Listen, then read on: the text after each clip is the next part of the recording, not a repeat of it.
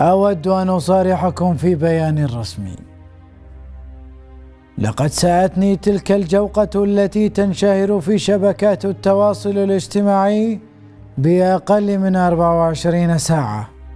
إيش دعوة تطبيق ماي فاتورة اللي يحول خلال أقل من 24 ساعة؟ خفوا علينا يا شعبي العظيم، إن المشاهير الجدد وصلوا عبر قلوبكم، وهذا أمر جديد. نحن اعتدنا على الحب عبر الخوف والبطش. اعملوا معا أنتم وذبابي الإلكتروني. تستهبل؟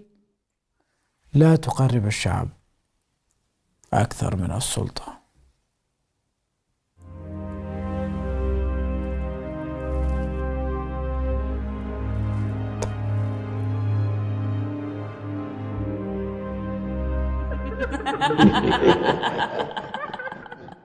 سوار شعيب، برنامج من تقديم شعيب راشد وإخراج يحيى الرفاعي، مكون من 4 مواسم، وهو برنامج مقابلات حوارية ونقد. ولكن هل ده فعلا اللي بيقدمه البرنامج؟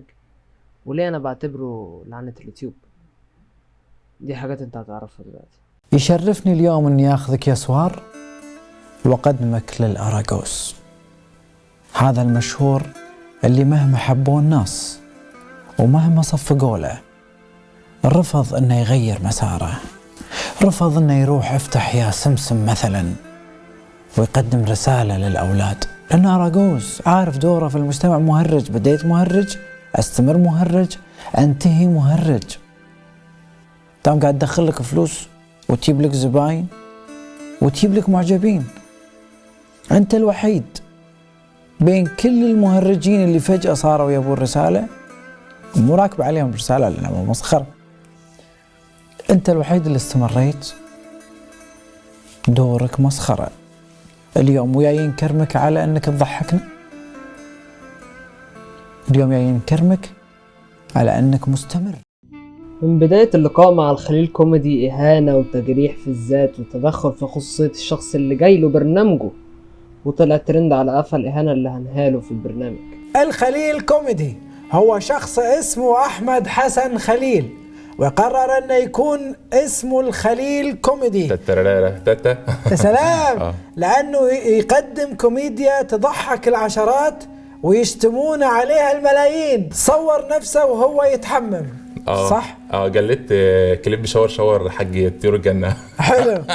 من باب الشفافية تصور وهو يتحمم، طبعا مع شفافيته مع الجماهير، وربما يريد الاقتراب أكثر من الجمهور ويصور بوضعية أخطر. قامت إعلامية بالبحث عن شخص يحب الخليل، يقول لك ولم تجد أحد يحبه إلا بعد 72 ساعة، فبرك خبر خطبته ليعود للساحة، ثم اكتشفوا أنه وراء حساب خطيبته وهي شخصية وهمية. الخبر ده في حاجتين عادي بقى، طالما خلاص انا خطبت حقيقي يبقى اصرح بقى للسوشيال ميديا. بس قول لي المعلومه دي صح ولا غلط؟ انا عملت كده من سنه، كنت بعمل خطط تسويقيه ونقالات في شهرتي وفي التسويق، لان انا اللي ماسك التسويق لنفسي والسوشيال ميديا مرت كده. رغم ان الناس باليوم يقولوا له 10 مرات انت بيض، لكن يا جبل ما يهزك ريح. يا سلام، استانست دي. يعني جايبني في البرنامج تريقه بقى ولا ايه؟ لا انا اتحمل مسؤوليه. لا ما هو كده الشكل اللي انت جايبني في البرنامج تريقه، هو مو زين. مو تريقه، انت الحين مش اصل الضحكه في مصر. لا ما هو انت قاعد بتقول الكلام شتيمه وهو في جمهور جديد بيتعرف عليا، فانت كده بتدي لهم الانطباع الجديد ان هو كده. انا قاعد اقول بيض يعني سماقه، يعني بايخ، مسؤول قدام الناس ان هذا بايخ. اولا انا مش كاتب سكريبت للحلقه دي، انا كنت عايز بس اتكلم كده عشان الموضوع استفزني لما افتكرته. الموضوع حصل من 5 سنين، فقررت ان انا اتكلم عليه دلوقتي. متأخر كتير، بس يعني حسيت اني لازم اتكلم عنه. اولا انا مش شايف بايخ غيرك في الحلقة. الشخص ده صح، ما بيعرفش يقول نكت، ما بيعرفش يضحك، ما بيعرفش يخليني ابقى مبسوط. بس ولا انت لما تشوف الديسلايكات على الفيديو بتاعك او الفيديو اللي قبله او اللي بعده او اي فيديو من الفيديوهات اللي انت عملتها كلقاءات، ملاحظ ان الديسلايكات اعلى من اللايكات، فده معناه ان انت اللي بايخ، ان انت مفيش حد بيحب يتفرج عليك او يسمع الحاجة اللي انت بتقولها. بيتفرجوا عشان يشوفوا بس انت هتعمل ايه مع الضيف، هتهينه ازاي. في ناس بيبقى عندها مزاج ان هي تعرف طريقة الاهانة اللي انت هتهينها الشخص. بس ده مجتمعنا العربي، ودي الطريقة اللي بيفكر بيها، محدش يقدر يخجل من مجتمعه.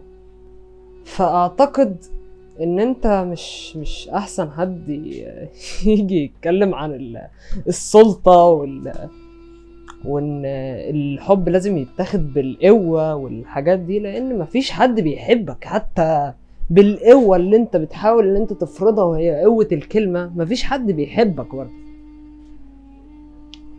ارجو ان يكون الفيديو ده كان خفيف لطيف، لان هو بالنسبة لي ما كانش خفيف ولا لطيف، لاني اضطريت ان انا اتفرج على 5 لقاءات لهذا الشخص اللعين. واتمنى ما يزيدش عندنا كمان الديسلايكات عشان عرضت هذا الشخص. وشكرا على حسن المتابعة والاستماع. أراكم في حلقة أخرى من إعصار أسود. See you later. Peace out. في خطك ثابت وواضح وقدام الناس. أراجوز، أمرك علينا، ما مديت البوس.